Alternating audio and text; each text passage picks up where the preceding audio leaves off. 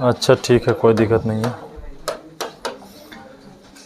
चलिए देखिए, crash course का भाग 12 और भाग 12 में हम लोग क्वेश्चन कितना से देखेंगे, 49 से लेकर के 60 तक, ठीक है। और ये जो है आपको लगभग ज्यादातर प्रश्न इसमें जो है दीर्घोत्तरीय के प्रश्न डाला गया है, मतलब 5 नंबर वाला 1-2 प्रश्न डाले गए हैं, और ऐसे भी जितने सारे प्रश्न डाले गए सब लॉन्ग ही प्रश्न इसमें करीब करीब सब डाला गया है, ठीक है। तो ये थोड़ा सा आपके लिए डिफिकल्ट हो सकता है, टफ हो सकता है। और पहला क्वेश्चन आपको माध्य, माध्यक और बहुलक के बताएंगे, तीनों को हम बता देते हैं जिससे आप आसानी से रिवीजन कर सकते हो। सबसे पहले आपको कि निम्नलिखित आंकड़े से माध्य निकालना है। आपको इस प्रकार से आंकड़े दे दिए गए हैं और इसको क्या निकालना है आपको, माध्य। हो सकता है सर इसी आंकड़े को आपको माध्यक भी पूछ दे, इसी आंकड़े को आपको बहुलक भी पूछ सकता है। तो सबसे पहले हमको पता है कि माध्य जब निकालनी है तो माध्य के लिए कितना कॉलम चाहिए, एकदम माइंड में सेटअप कर लिए सर 4 कॉलम चाहिए, ठीक है। एक कॉलम यहां हो गया, देखिए 2 कॉलम, एक 3 कॉलम, और एक यहां ले लिए, कितना कॉलम हो गया, 4 कॉलम हो गया। सबसे पहला कॉलम हम लिखते हैं वर्ग अंतराल, जो हमें प्रश्न में दिया हुआ होता है, ठीक है। वर्ग अंतराल।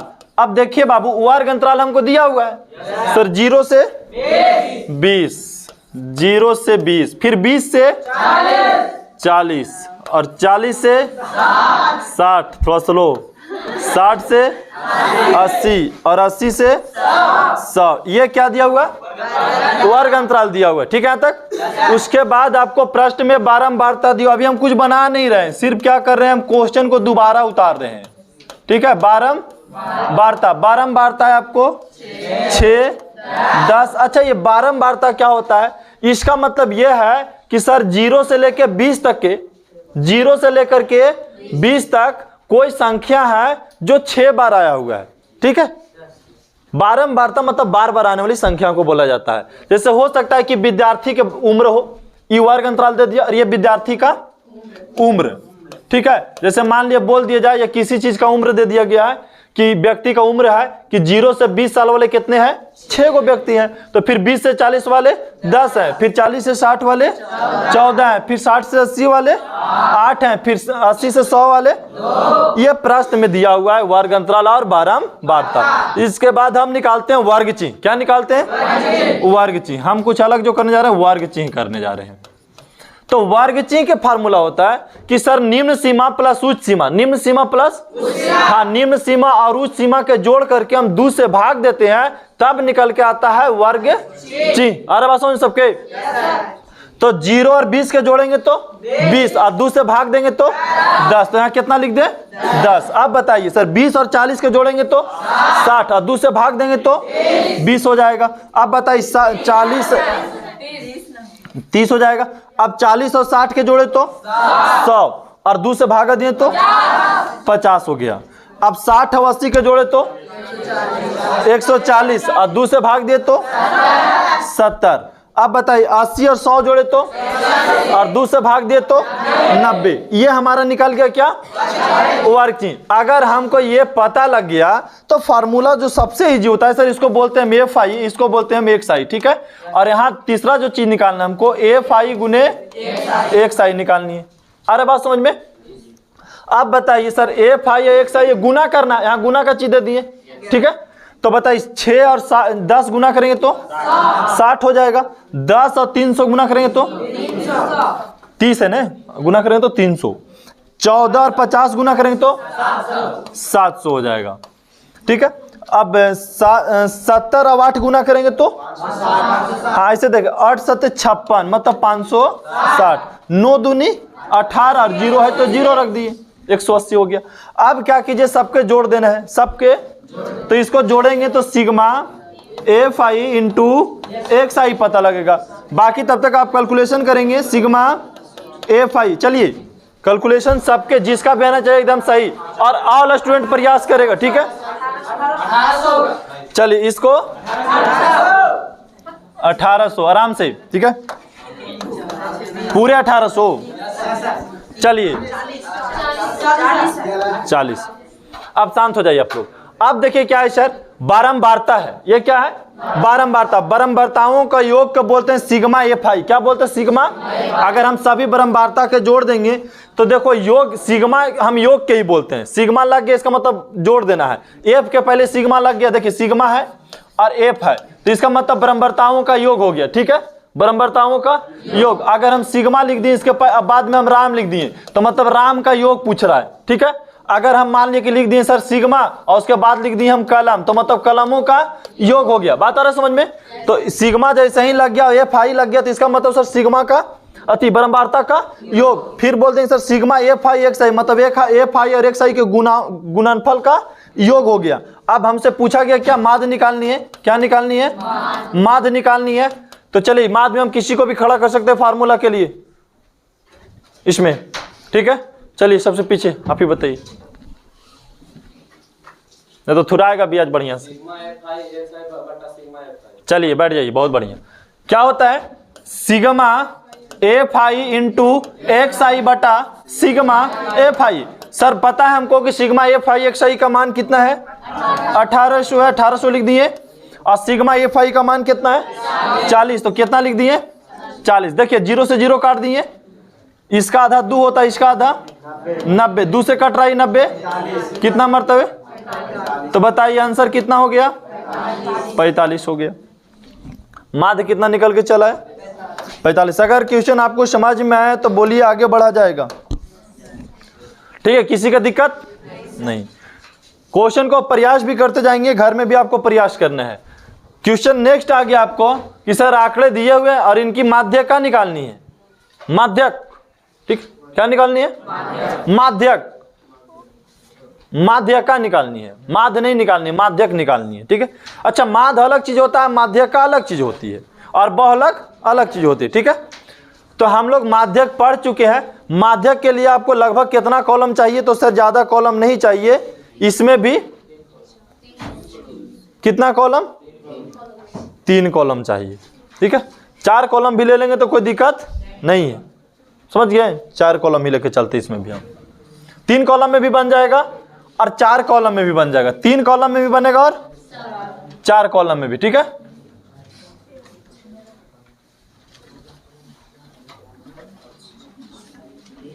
चलिए अब लिखते हैं यहाँ पे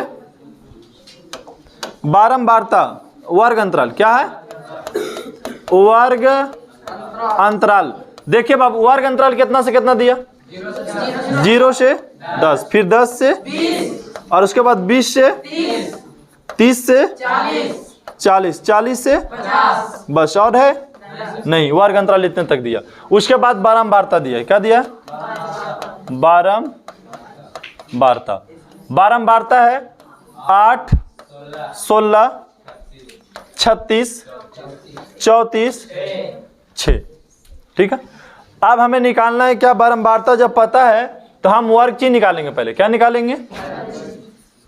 वर्ग चिन्ह निकाल सकते हैं, डायरेक्ट संचयी बारंबारता भी निकाल सकते हो। ठीक है, तो वर्ग चिन्ह निकाल ही देते हैं।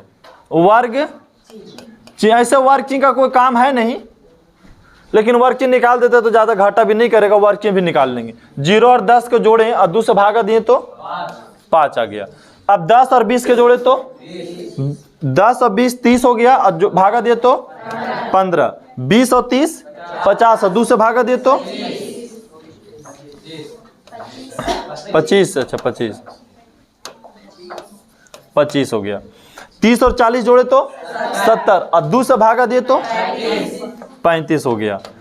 ठीक है, 40 और 50 90, 2 से भागा दिए तो 45। अब होता है सर संचयी बारंबारता। कौन बारंबारता? संचयी बारंबारता। अच्छा हम ये वर्ग चिन्ह नहीं भी लिखते तो बना लेते, कोई दिक्कत नहीं। हाँ, तो आप लोग नहीं लिखेगा, लिख दिए हम रिवीजन के चलते।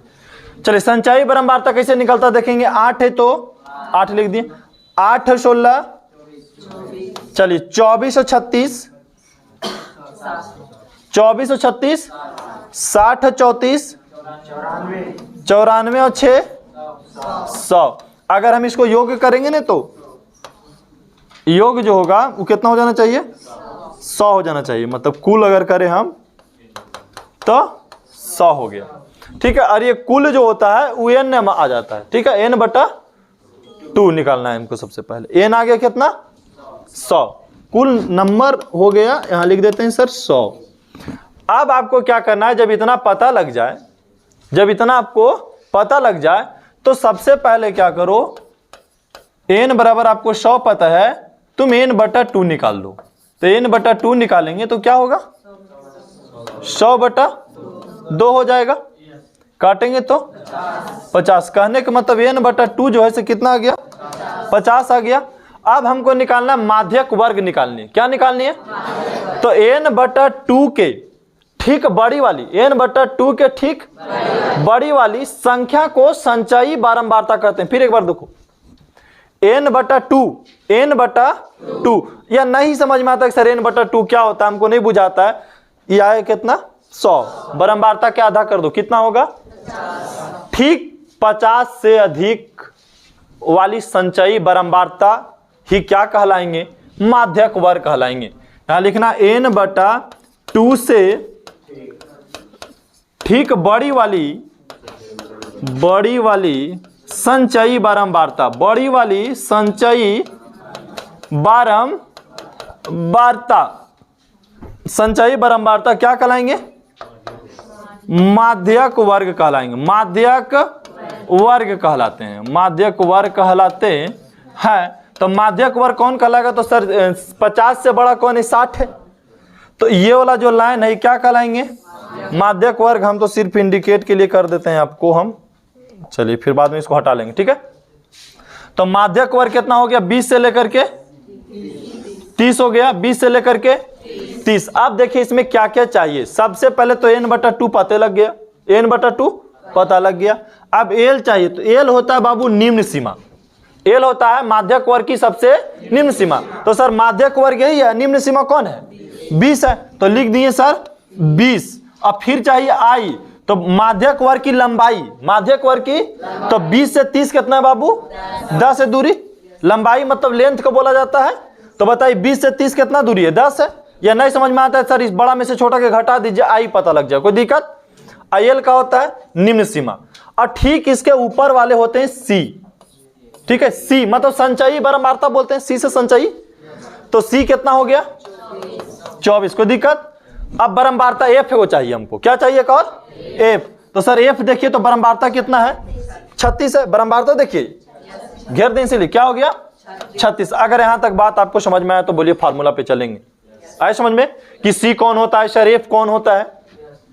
तो देखिए C ये वाला होता है, C हो गया, और यहां हम F लिख देते हैं, इसको भी वाइट से कर देते हैं F, ठीक है। ये C और ये F, यहां तक क्लियर हो गया। अब हमको चाहिए फार्मूला किसका, सर माध्यक के चाहिए। माध्यक के फार्मूला होता है L प्लस n/2 CF गुने I, ठीक है। CF या आप C भी लिख सकते हो, कोई दिक्कत नहीं है। इसको हम CF भी लिखते हैं, मतलब संचयी बारंबारता, F का मतलब बारंबारता हो गया। यहां भी हम CF कर सकते हैं, लेकिन शॉर्ट के लिए हम C भी लिख सकते हैं, कोई दिक्कत नहीं। अगर यहां तक आए समझ में तो आगे बढ़ देते हैं, ठीक है। अब देखिए L का मान कितना है बाबू, 20, प्लस दे दीजिए।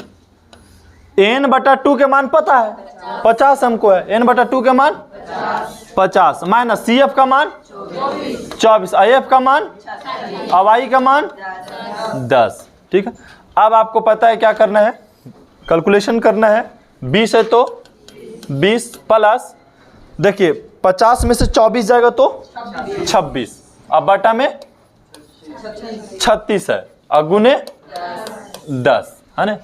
अब देखिए ये 2 से कट रहा है, ये 2 से कट रहा है सर, ये हो जाएगा कितना, 18 ही हो जाएगा। फिर आप गुना कर दीजिए, तो 20 प्लस 130/18। अब 20 को रहने दीजिए, अब 18 से 130 में भाग दीजिए, कितना आएगा। सबको कैलकुलेशन अपना अपना कीजिए।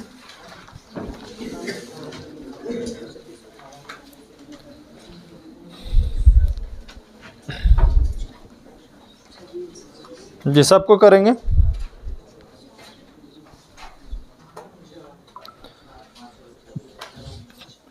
हो गया कंप्लीट। क्या आया?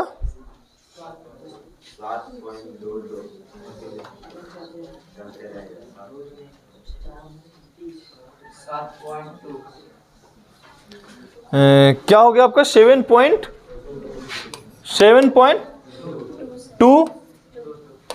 हो गया ना। अब इसको जोड़ेंगे तो सर 27.22 हो गया आंसर। देख लेना से कैलकुलेशन में, हम कैलकुलेशन हम खुद नहीं कर रहे। हो गया दिक्कत। अब आगे बढ़ते हैं। नेक्स्ट क्वेश्चन है आपका बहुलक निकालना। डाटा सेम लिए हैं, ठीक है, डेटा जो हमारा आंकड़े हैं जो सेम है, और निकालनी है आपको बहुलक। अब बहुलक के लिए ज्यादा कॉलम चाहिए नहीं, मात्र 2 कॉलम। देखो बहुत इजी होता है सर। माध्य के लिए 4 कॉलम, समझिए, माध्य के लिए 4 कॉलम, माध्यक के लिए 3 कॉलम, और बहुलक के लिए 2 कॉलम। बहुत इजी होता है। बस आप कॉलम जिसको नहीं समझ में आता है आराम से समझ लेंगे। बहुलक के लिए 2 कॉलम की जरूरत हमारा है। एक हो गया सीधा, और एक और ले लेते हैं। चलिए हो गया। हम पहला दिया हुआ क्या आपको? हाँ, वर्ग अंतराल दिया हुआ है, वर्ग अंतराल। उसके बाद बारंबारता। वर्ग अंतराल देखिए 0 से, उसके बाद सर 10 से 20, 20 से 30, 30 से, उसके बाद फिर 40 से 50। वर्ग अंतराल दिया हुआ है। बारंबारता दिया हुआ है 8, 16, 36, 34, 6। ये क्या दिया हुआ है? बारंबारता दिया हुआ है। अब चाहिए बहुलक, हमें निकालना है। तो सबसे पहले बहुलक वर्ग जानो कि बहुलक वर्ग क्या होता है। तो सर बहुलक वर्ग जो है, बहुलक वर्ग कौन होगा? सबसे अधिक बारंबारता वाले बहुलक वर्ग होते हैं। तो सबसे अधिक बारंबारता किसका है? तो ये क्या हो गया? बहुलक वर्ग 20 से 30 वाले। अब इसमें भी चाहिए सर एल, तो एल होता है निम्न सीमा मतलब 20। इसमें चाहिए आई, तो आई हो जाएगा वर्ग माप 10, वर्ग माप 10, IIH भी लिख सकते हो। अब इसमें कहेंगे सर ये बहुत इंपॉर्टेंट है, यहाँ बहुत इजी है, इतना तक लिख लिए, इतना तक हम लिख लिए। अब इसके बाद क्या करना है इसे देखिए।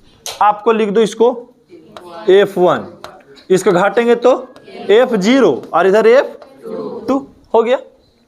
अब लिखने नहीं सर, F1 F0 का मान पूछेगा तो बोल दीजिएगा 16 हो जाएगा, और F1 का मान 36 और F2 का मान 34 हो गया।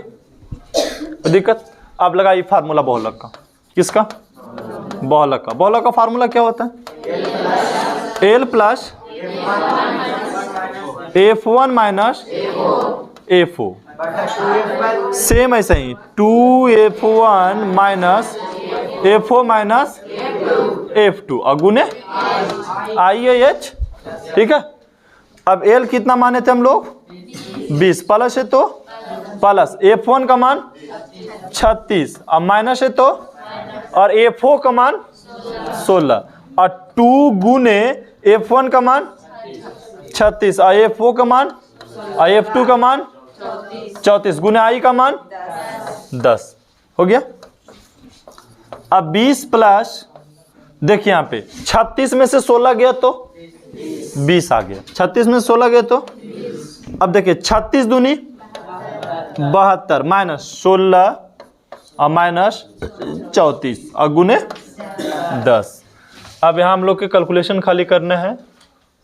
बन गया 20 प्लस 20 है ऊपर में तो ऊपर रहने दीजिए, 72 में से 16 गया, ये दोनों के जोड़ के डायरेक्ट घटा दो। यहाँ देखो 34 से 16 50 हो गया, 50, अब 72 में से 50 चल गए तो 22 और गुने में 10। देखिए कट रहा है, 11 ये कट गए तो 10, गुना कर दिए तो हो गया 20 प्लस 100 बटा में 11, 11 से भाग देंगे 20 में तो 100 में तो 9.08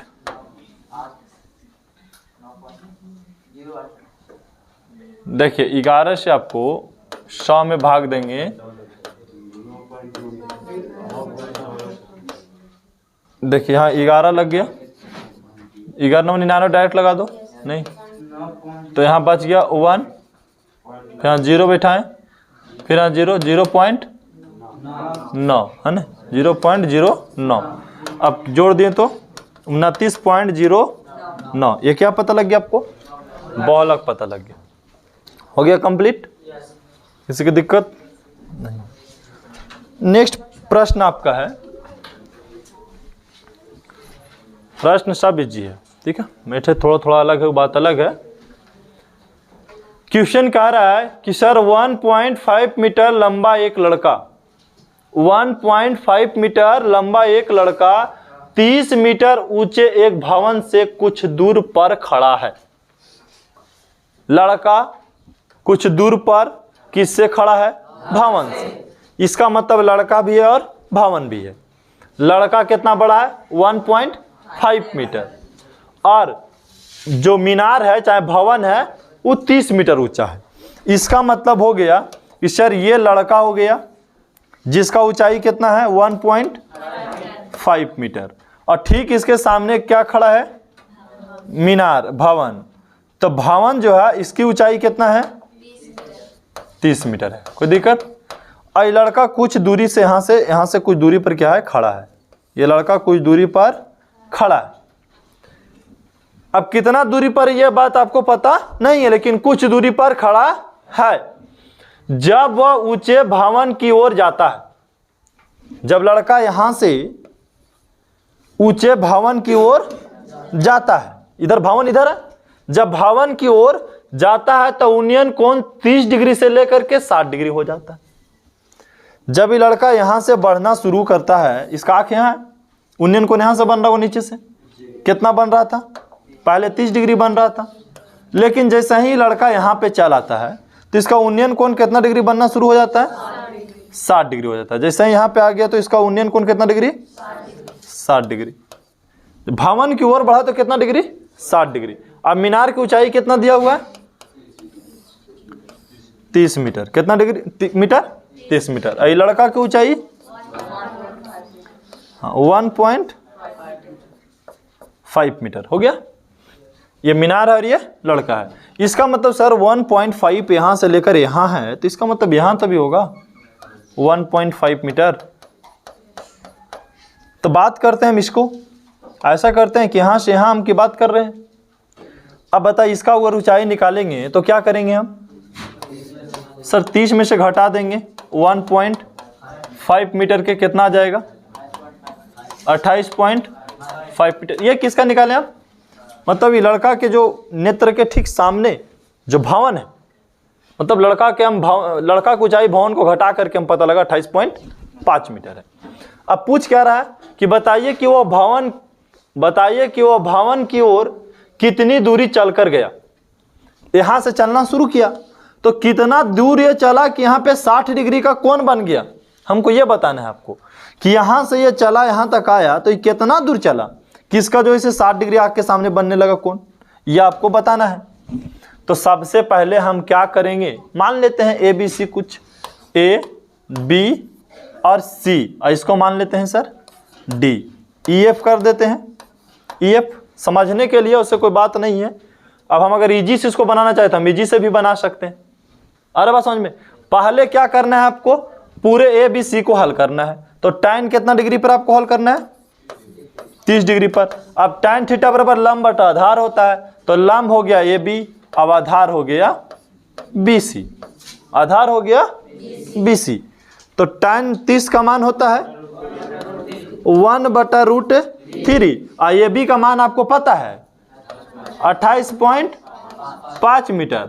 अब बताइए बी सी आपको पता है क्या? यहाँ पे नहीं।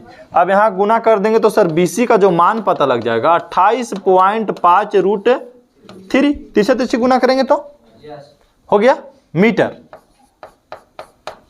कंप्लीट। यहाँ पे ये क्या निकालो कि भवन से लड़का कितना दूर, अगर यहाँ खाली पूछ देता कि सर भवन से लड़का कितना दूर पर है, बोल देता अभी तुरंत 28.5 मीटर दूर पर खड़ा है, लेकिन बोला नहीं आखिर ये कितना दूरी चल करके आया कि 60 डिग्री बन गया। अब हम निकालते हैं छोटा वाला त्रिभुज पे, tan 60 डिग्री पे, कितना डिग्री पे, tan, इसको भी सर AB बटा BC नहीं वो BD, क्योंकि आधार इतना ही दूर न है, हम ये त्रिभुज को देख रहे हैं, आधार इतना ही दूर है, तो tan 60 का मान, अब AB का मान 28.5 मीटर। अब बताइए BD का मान आपको पता नहीं है, BD पता है क्या आपको? नहीं पता है। तिरछा तिरछी गुना किए तो BD बराबर 28.5 मीटर, अब बटा में √3, यह आ गया BD का मान। हमको निकालना क्या है, तो हमको सर C से D निकालनी है। पूछा कि लड़का यहां से यहां कितना दूर गया, लड़का यहां से यहां कितना दूर गया, तो हमको निकालना क्या है, CD निकालनी है। अच्छा CD निकालने के लिए क्या कर सकते हैं आप, कुल में से इसको घटा देंगे तो CD नहीं पता लग जाएगा। कुल कितना है बाबू आपको, BC, और घटाना किसको, BD को घटाना है। तो सर BC कितना है, 28.5 √3 में से 28.5 बटा √3 को घटा देना है। LCM ले लें क्या इसको, हम LCM लिए तो क्या हो गया √3। अब बताइए 1 से भागा देंगे √3 में तो √3। अब बताइए इसके साथ हम गुना करेंगे बाबू तो क्या आ जाएगा, 28.5 गुने 3 हो जाएगा, क्योंकि सर √3 गुना करेंगे तो 3 ही आ जाना है, माइनस √3 से √3 भागा दिए तो 1 आ गया, और गुना कर दिए तो 28.5। चलिए अब 28.5 में आप 3 से गुना करोगे 75.5 आता है। चलिए ठीक है, 75.5 में से 28.5 को घटा दोगे तो कितना बचेगा, बोलिए 75.5 में से 28.5 घटाएंगे 85 बचे। अच्छा ये 85.5 होगा, अच्छा ठीक है, मिटा देते हैं इसको। 85.5 में से 28.5 चल गया, कितना बचा,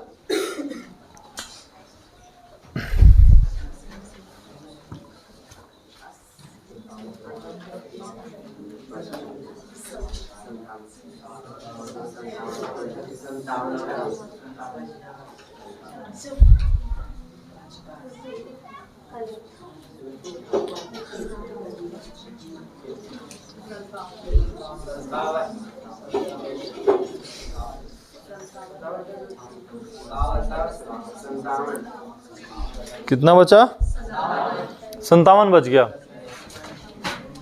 सिर्फ 57 बटा, अब सर √3 के परमेयकरण कर दो तो हो जाएगा सर 57 √3 बटा 3। अब इसको भाग दे दिए 57 में 3 से,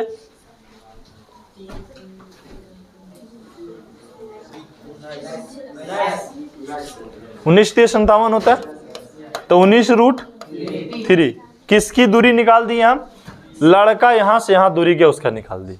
ठीक है, आए बात समझ में, तो आगे बढ़ा जाए।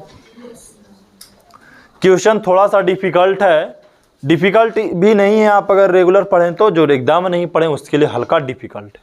ठीक, लेकिन आप बनाएंगे तो भी उतना डिफिकल्ट नहीं है, लेकिन बनाने का अभ्यास करना है।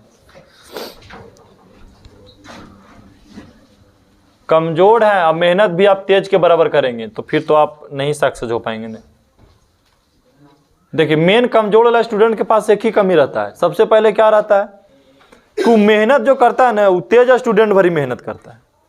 मेहनत करने का जो कैपेसिटी उसका है, सोचता है कि वो मेहनत उतना कर रहा है तो भाई वो तेज है। ठीक है, वो 2 महीना भी रिवीजन कर लेगा पूरा बुक को, और आपको साल भर में भी रिवीजन नहीं होगा, तो उससे आप दुगना तिगुना मेहनत कीजिए। कमजोर हैं तो ये गलत बात नहीं है, पर आप मेहनत नहीं कर रहे हैं तो ये तो बहुत बड़ा मुश्किल कार्य हो जाएगा आपके लिए जब एग्जाम आएगी तो इसलिए नहीं, कमजोर है कोई दिक्कत नहीं, आपको नहीं मैथ समझ में आता है भी कोई दिक्कत नहीं, आप मेहनत तो दुगना तिगुना कर सकते हैं कम से कम।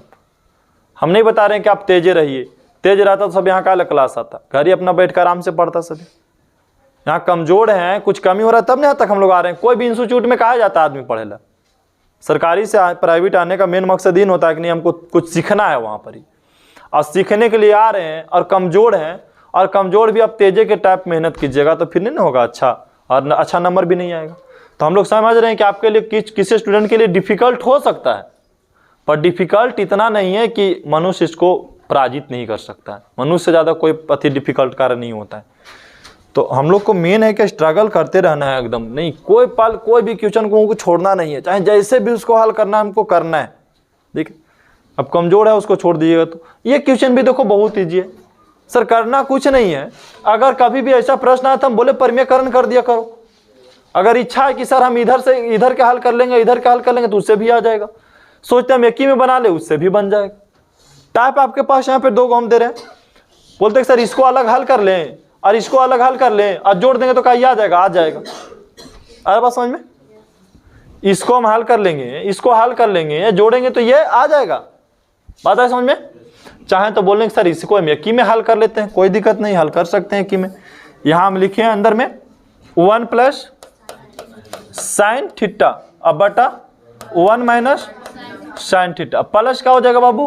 1 माइनस साइन थीटा और 1 प्लस साइन थीटा हो गया। अरे यहाँ पे बात समझ में? अब होता क्या है कि सर यहाँ तो एलसीएम बन रहा है, कुछ ऑप्शन बन नहीं रहा है, बन रहा है यहाँ पे। क्या करोगे? यहाँ पे कोई फार्मूला लगा सकते हैं आप? नहीं लगा सकते। एकदम इजी प्रश्न है सर। यहाँ पे क्या बनेगा? एलसीएम बनेगा। तो एलसीएम बनेगा तो देखिए 1 माइनस साइन थीटा और 1 प्लस साइन थीटा। एलसीएम ले लिए दोनों को, एलसीएम ले लिया, कोई दिक्कत है यहाँ पे? अब बताइए सर ये कट गया, ये कट गया इससे, तो ये बच गया। तो 1 प्लस साइन थीटा, यहाँ भी 1 प्लस साइन थीटा ऊपर भी है। इसका मतलब लिख सकते हैं कि 1 प्लस साइन थीटा का होल स्क्वायर हो गया। प्लस इससे ही कट गया तो 1 माइनस साइन थीटा का होल स्क्वायर, और सब पे क्या कर दिया जाए? रूट चढ़ा दिया जाए। अब देखिए यहाँ पे बोलेंगे सर 1 प्लस साइन थीटा का whole square plus 1 minus sine theta का होल स्क्वायर।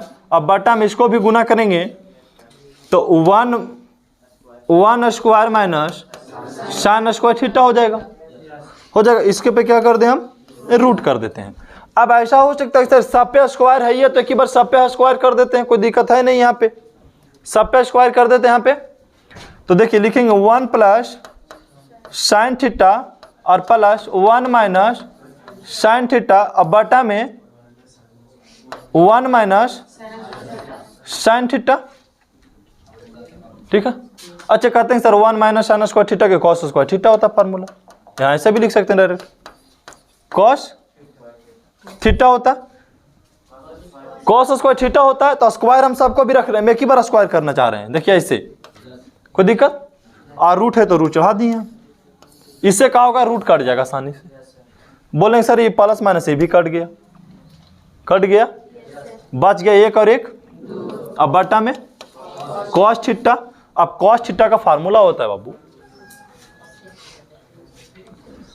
आ गया सर 2 बटा कॉस थीटा, तो 2 गुने 1 बटा कॉस थीटा भी कर सकते हैं। और 1 बटा कॉस थीटा का फार्मूला होता है सेक थीटा। हो गया कितना? 2 सेक थीटा। हम LHS बराबर लिख दिए RHS।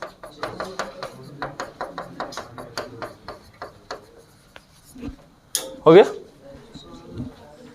कोई दिक्कत? आज चाहते हैं कि सर हम अलग इसको हल कर ले, तो इसको अलग हल करेंगे बाबू तो आएगा सेक थीटा, और इसको हल करेंगे तो सेक थीटा, आज जोड़ देंगे तो 2 सेक थीटा हो जाएगा। कोई दिक्कत? अलग अलग भी कर सकते हैं। नेक्स्ट प्रश्न आपका है 1 प्लस साइन थीटा बटा कॉस थीटा, कॉस थीटा बटा 1 प्लस साइन थीटा। यह प्रश्न आपको बोर्ड एग्जाम में बार बार रिपीटेड प्रश्न है, इस पे ज्यादा आपको गौर करना है। तो सर यहां भी क्या करो, डायरेक्ट हम हल करना शुरू करते हैं, क्या समय नहीं है? ठीक है, तो कॉस थीटा, क्योंकि समय आपके पास अभी कम है, क्या कि 3 बज गया, अभी 15 मिनट और है, तो यहाँ 15 मिनट में आप 6 क्वेश्चन चाहिए। Cos theta into 1 plus sine theta, ठीक है। ये दोनों का एलसीएम ले लिए हम। अरे बात समझ में सबके?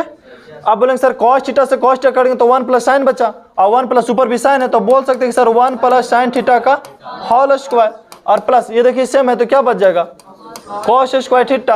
अब a प्लस बी का होल स्क्वायर, फिर इसको तोड़ दें तो हो जाएगा a square plus b square plus 2ab, अब प्लस क्या हो जाएगा? Cos square theta.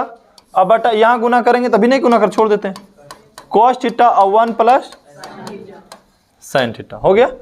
अब देखो 1 है तो 1 का स्क्वायर 1 ही ना होगा, साइन स्क्वायर थीटा और कॉस स्क्वायर थीटा का जोड़ देंगे तो 1 आ जाएगा, और यहाँ गुना करेंगे तो 2 साइन थीटा। अब बटा में कॉस थीटा और 1 प्लस साइन थीटा। अब देखो क्या करेंगे सर, एक एक जोड़ दिए तो 2 प्लस 2 साइन थीटा हो गया। अब बटा में कॉस थीटा और 1 प्लस साइन थीटा हो गया। अब क्या करें सर, दोनों में 2 कॉमन ले ले, तो 2 कॉमन ले लिए बाबू, तो क्या बचा 1 प्लस 1, 2 कॉमन ले तो 1 प्लस साइन थीटा। अब बटा में कॉस थीटा फिर 1 प्लस साइन थीटा। देखिए कट रहा है ऊपर से नीचे, बच गया 2 बटा कॉस थीटा, है ना, क्या बच गया, और 2 बटा कॉस थीटा कभी तो लाए थे हम कॉसेक, 2 बटा कॉस थीटा, तो 2 गुने लिख सकते हैं 1 बटा कॉस थीटा। इसको काटेंगे तो सर कॉस थीटा का फार्मूला होता है सेक थीटा, आ गया LHS बराबर RHS। हो गया कंप्लीट।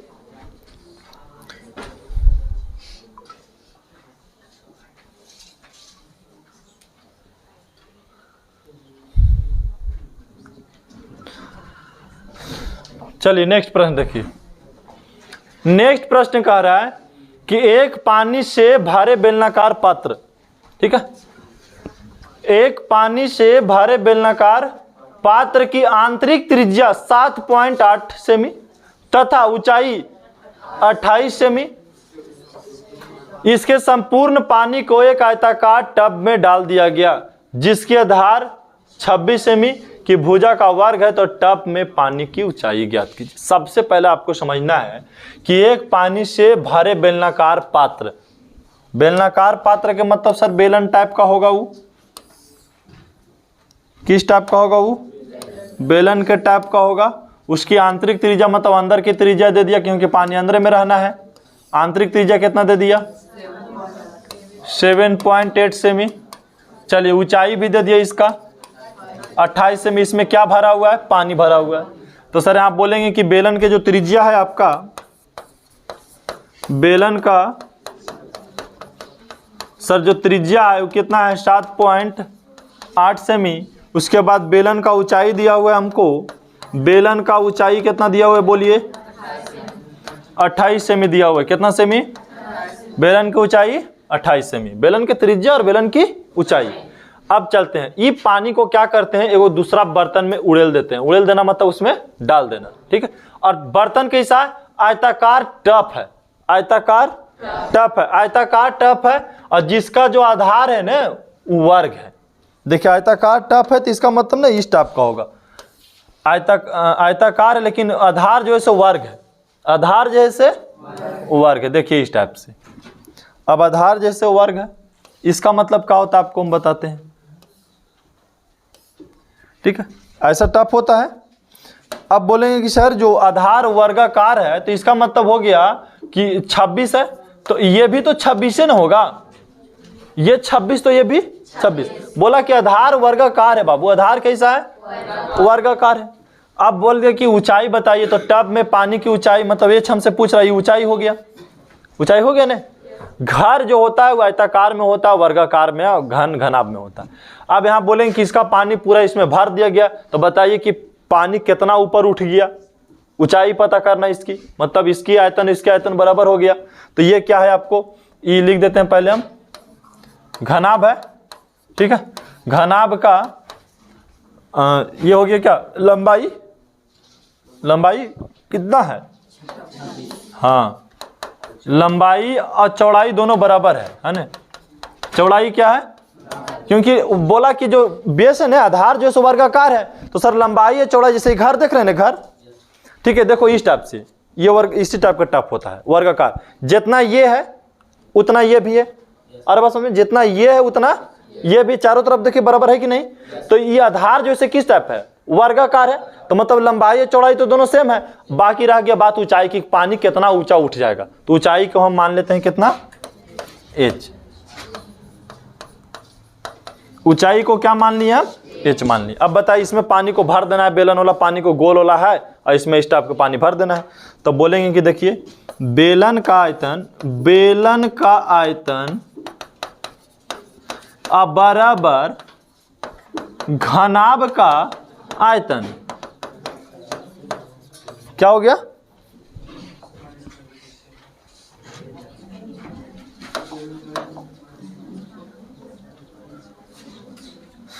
चलिए, बेलन का आयतन का formula pi r square h अब बराबर घनाभ के लंबाई गुने चौड़ाई गुने ऊंचाई। अब देखिए यहाँ पे सर पाई का मान 22/7 और पाई का मान नहीं दे इसमें, चलिए ठीक है। आर स्क्वायर, आर कितना है 7.8 गुने 7.8 और ऊंचाई 28 बराबर लंबाई 26 चौड़ाई 26 और ऊंचाई नहीं पता एच।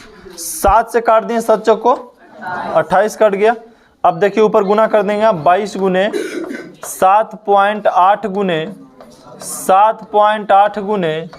4 बराबर 26 गुने एच। ये दोनों गुना में तीसरे भागा में लेकर चला सकते हैं हम, बोलिए भागा में ला सकते हैं। तो पहले तो इसको सेम उतार देनी है आपको, सेम उतार दिए भागा में लेकर चलाएं। भागा में कितना लाए हम 26 गुने 26 बराबर एच। अब इसको हल करेंगे तो ऊंचाई पता लग गया हमको।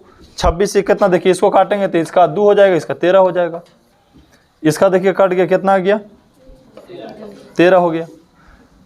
अब देखिए अभी भी पॉइंट हटाएंगे नीचे तो नीचे 10 हो जाएगा, पॉइंट हटाएंगे तो नीचे 10 हो गया। अब देखिए 13 से कट रहा 78, कितना मरतबे 6 मरतबे कट गया। ये 13 से 78 कितना मरतबे। अब ऊपर कितना हो गया सर 22 गुने 6 गुने 6 बटा 100। अब 6 छक 36, 36 गुने एच कीजिए।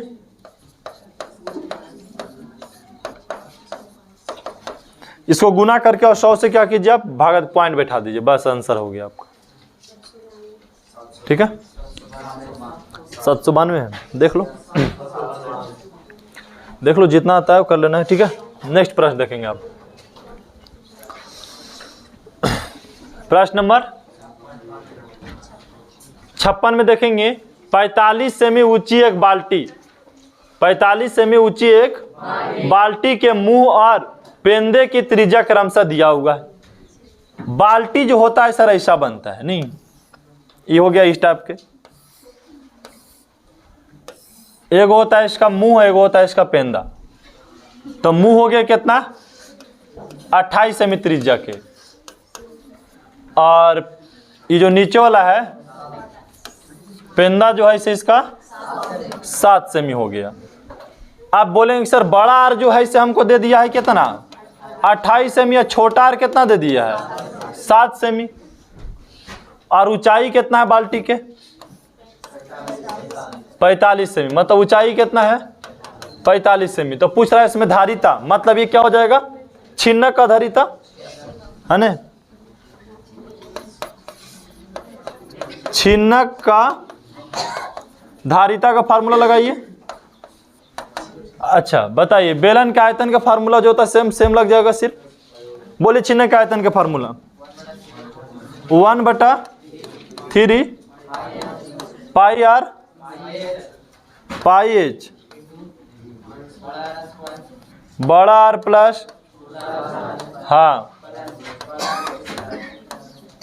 ठीक है फार्मूला देख लिए छिन्नक के।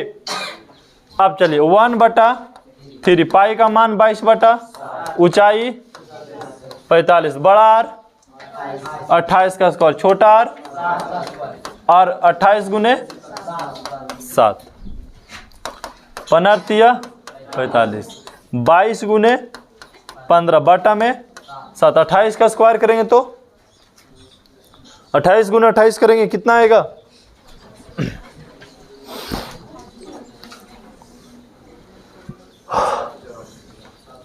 784। चलिए ठीक है 784 प्लस 7 का स्क्वायर 49 और 28 सते 28 और 7 करेंगे गुना तो 196। बताइए बाबू सबको हम जोड़ देंगे, सबको क्या करेंगे जोड़ देंगे। 22 गुने 15 पहले करना है आपको, 22 गुने 15 जल्दी जल्दी कीजिए। 330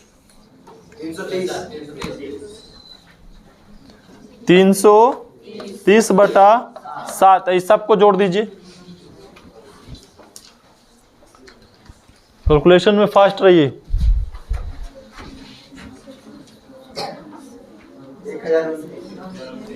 1029, 7 से अगर कट रहा है तो काटेंगे, और नहीं तो फिर सबको क्या करेंगे, हम गुना कर देंगे, वही हमारा आ जाएगा धारिता। गुना कर लेंगे आप और लिख देंगे, ठीक है।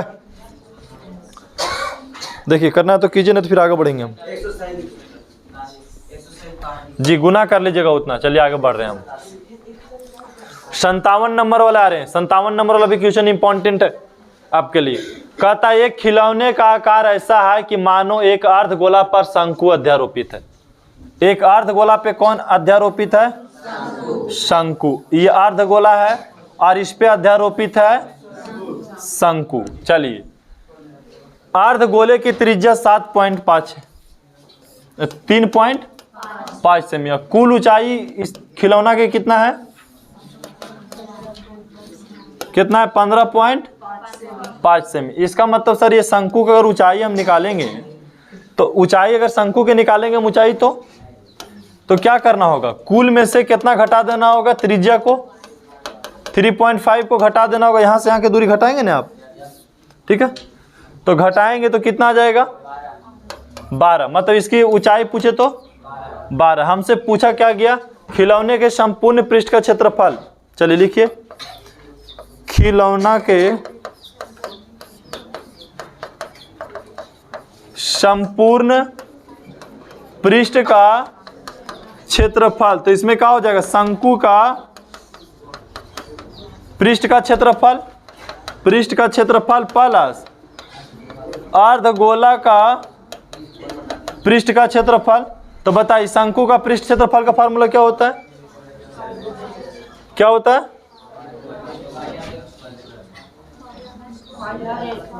पाई आर एल होता है। पाई आर एल क्या होता है? वक्र का होता है, ठीक है। Pi r l plus pi r l pi r square, ये होता है pi r l plus pi r square. और अर्धगोला का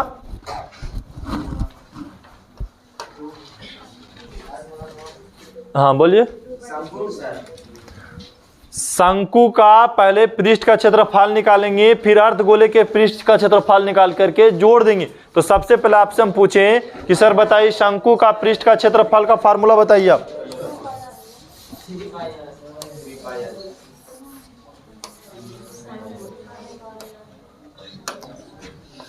यहां लिख देता हूं अच्छा से। शंकु का पृष्ठ का क्षेत्रफल प्लस अर्धगोला का पृष्ठ का क्षेत्रफल। चलिए बोलिए शंकु का क्या होता है? Pi r l pi r square हो गया शंकु। चलिए 3 पाई आर स्क्वायर। अब देखना यहां पे ये तो पूरा निकाल दिए हम और हम अलग अलग के निकाल दिए, लेकिन ये क्या होता है पहले आपको ये समझना है। तो सर शंकु जब हम बनाते हैं तो बाबू इसको नहीं लेना है, क्योंकि खिलौने के पृष्ठ क्षेत्रफल आपसे पूछा है ना। तो तुम क्या किए हो? पूरा के निकाल दिए, अर्धगोला के अलग और अथी का अलग। तो ये देख रहे हैं, ये वाला जो पॉइंट है हमको पहले वाइट कर रहे हैं, यहां समझिए, पहले समझने वाला प्रश्न है। ये 2 बार जुट रहा है, 2 बार जुट रहा है, लेकिन इसको जुटना एको बार नहीं चाहिए था। जुटना एको बार नहीं चाहिए था, और जुट रहा है कई बार? 2 बार। क्योंकि सर ये क्षेत्रफल जो होता है, जैसे कटोरा होता है ना, कटोरा, तो ऊपर वाला के जोड़ रहे हैं pi r square, pi r square जोड़ रहे हैं इसको ऊपर वाले को एक बार, और फिर इसमें भी जोड़ दे रहे हैं। तो एक इसमें भी कम करना होगा, कि इसमें भी कम करना होगा। अगर बात समझे यहाँ तो बोलिए, आगे बढ़ेंगे। जैसे देख लो, मान लिया जाए कि अगर हम इसको अटैच करते हैं, देखो ये है, ठीक है, और ये हम किसी के साथ इसको हमको जोड़ना है, ये किसी खास हमको डब्बे के साथ जोड़ना है। तो अगर ये बेलन है, ये बेलन का टाइप का अगर इतना ढक देते बेलन है, तो बेलन का आप निकालते हैं कि सर वक्र पृष्ठ का क्षेत्रफल बताइए, तो क्या बताते हैं, एक नीचे वाला वृत्त लेते हैं कि नहीं लेते हैं। अगर हम बोले कि नहीं इसको पर बैठा दीजिए, तो आप बताइए इसका निकालिए पूरा पृष्ठ क्षेत्रफल, तो आप यही नहीं निकालेंगे पृष्ठ, इसका पृष्ठ ये हुआ, इसका पृष्ठ ये हुआ, इसका पृष्ठ ये हुआ, नीचे वाला लीजिएगा, इधर वाला लीजिएगा, ऊपर वाला पृष्ठ इसका लीजिएगा, अच्छा इसका नीचे वाला पृष्ठ लीजिएगा नहीं, क्योंकि दोनों जुटल है। तो एक इसका भी पृष्ठ घटेगा, एक इसका भी पृष्ठ घटेगा। तो अर्ध गोला के पृष्ठ का क्षेत्रफल होता है पाई आर स्क्वायर, इसमें घटा देखिए हम पाई आर, और बेलन में भी एगो घट जाएगा पाई आर स्क्वायर। तो इसका मतलब पाई आर स्क्वायर अगर हम घटा देंगे इसमें भी और उसमें भी, दोनों में अगर हम घटा देते हैं पाई आर स्क्वायर, तो क्या हो जाएगा बोलिए। तो sir pi r l plus 2 pi r square हो जाएगा। आया बात समझ में यहाँ पे फार्मूला? थोड़ा सा है डिफिकल्ट यहाँ पे कि अगर इसमें भी घटाना इसमें, क्योंकि उसी पे अध्यारोपित है, बात रस में उसी पे अध्यारोपित है। तो हमको पृष्ठ का क्षेत्रफल, तो यहाँ पृष्ठ बच कहाँ रहा है, पृष्ठ थोड़ा ना है, और ये भी पृष्ठ नहीं है, पृष्ठ डायरेक्ट यहाँ से सट गया, तो पृष्ठ कहाँ बन गया, नीचे बन गया डायरेक्ट, ये तो पूरा खोखला हो गया अंदर में। क्लियर हो गई बात? अब आगे बढ़े, चलिए। तो आप बताइए पाई का मान, और क्या आपको एल पता है, आर पता है कितना 3.5, क्या एल नहीं पता है? सर एल यहाँ निकालना हो जाएगा, तो एल का फार्मूला होता है डायरेक्ट एच का स्क्वायर प्लस आर का स्क्वायर, 12 का स्क्वायर माइनस 3.5 का स्क्वायर, 12 का स्क्वायर होता है 144, और 3.5 का स्क्वायर करेंगे तो देखो कितना होता है,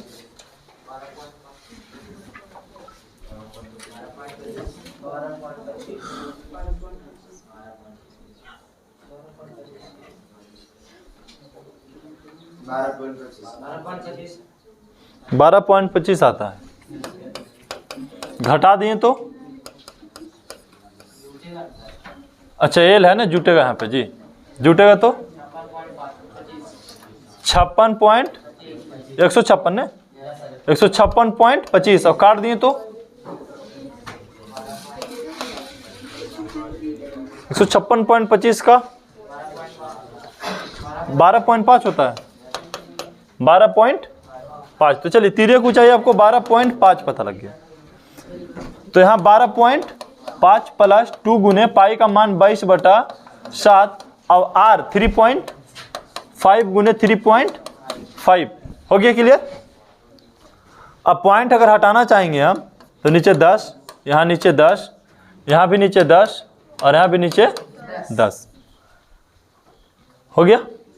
अब देखिए 7 से कट गया 35 से 5 मरतबे, 5 से कट गया 5 दूनी 10, 2 से कट गया ये 11 मरतबे, ज्यादा नहीं काटो, यहाँ पे 11 गुने 125/10 प्लस 7 पचे 35 और 5 दूनी 10, 2 से कट गया 11, 11 दूनी 22 गुने 35/10। अब देखो यहाँ पे इसमें भी काट सकते हैं आप 5 से, तो 5 सते 35 है ना, 5 सते 35 और 5 दूनी 10, 2 से कट गया ये 11 मरतबे। यहाँ से देखिए ये भी कटेगा, यहाँ आ जाएगा 2, और यहाँ आ जाएगा 25 आ जाएगा, 25 और 11 में गुना करेंगे तो 275/2 प्लस 11 सते 77। अब इसको क्या करो, जोड़ देंगे, आंसर आ जाएगा। ठीक है, चलिए इतना समय कम है इसलिए इसको ज़्यादा हम हल नहीं कर पा रहे हैं। अब देखिए यहाँ पे 58 में 40 को अभाज्य गुणनफल के रूप में व्यक्त करना आपको। तो सबसे पहले 40 के तोड़ो, 2 से टूटेगा 20, 2 से टूटेगा, अब फिर 2 से तोड़ेंगे 5, उसके बाद नहीं अब टूटेगा। यहाँ लिख देना है सर 40 बराबर 2 गुने 2 गुने 2 गुने 5, मतलब 2 पे पावर 3 गुने 5, ये हो गया गुणनफल के रूप में व्यक्त।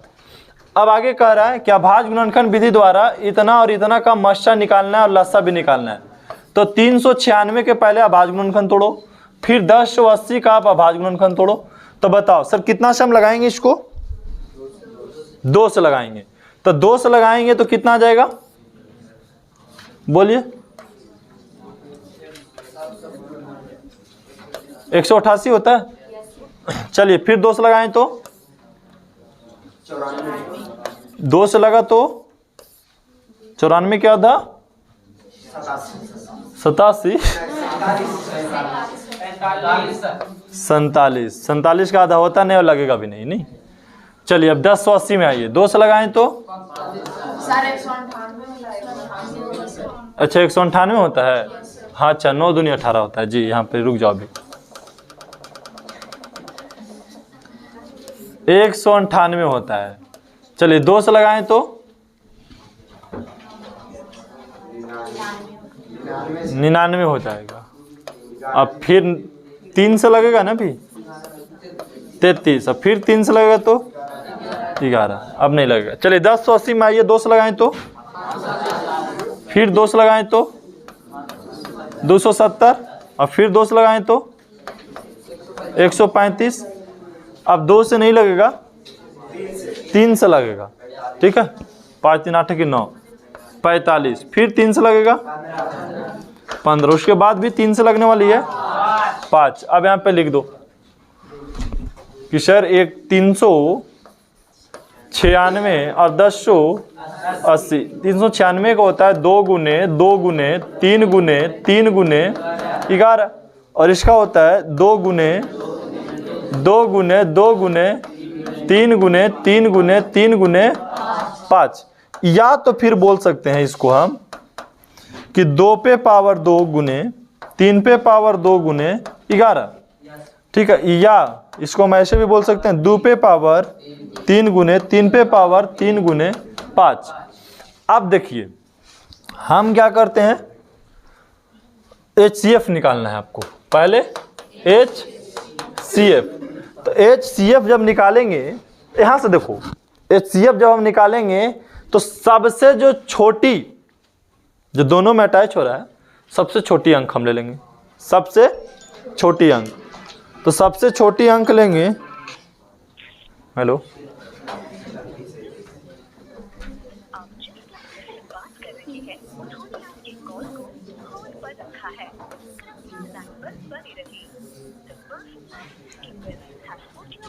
चलिए बोलिए। चलिए 2 गुने 3 गुने 3 लिए, मतलब 2 पे पावर 2 और 3 पे पावर 2। हम होता क्या है कि हम यहाँ से कैसे लेते हैं, तो जो सबसे HCF में जो सबसे छोटा गुणनखंड होता है हम उसको ले लेते हैं। ठीक है 2 पे पावर 2 और 3 पे पावर, या फिर देखो जो दोनों में मिल रहा है उसको ले लीजिए, जो दोनों में मिल रहा है उसको ले लीजिए। गुना किया तो कितना आया, 2 दूनी 4, 4 तिया 12 और 12 तिया 36। हाँ सर बोलिए, 9th क्लास में ले लीजिए।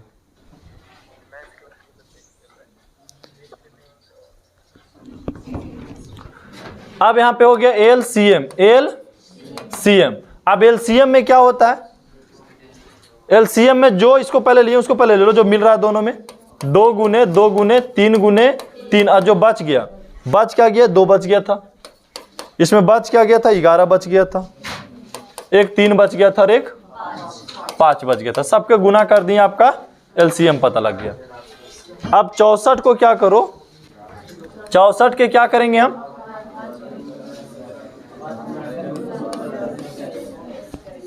चौसठ के क्या करेंगे। हाँ अच्छा 1 मिनट, हर तरीके यहाँ क्या हम बना रहे हैं, 1 मिनट रुकिए, अब हो रहा है। 64 को अभाज्य गुणनखंड के गुणनफल के रूप में व्यक्त करें। सेम लगाना है, 2 से लगाएं, फिर 2 से लगाएं, और 2 से लगाएं, और 2 से लगाएं, और 2 से लगाएं 2। यहाँ लिख दीजिए सर 64 बराबर 2 गुने 2 गुने 2 गुने 2, मतलब 2 पे पावर 5, 3 3 6। ठीक है 2 पे पावर 6, यही हो गया। चलिए अब लगा देते, क्वेश्चन लास्ट हो गया अब। ठीक है, बाकी अब सेकंड टाइम मिलेंगे अथी के साथ।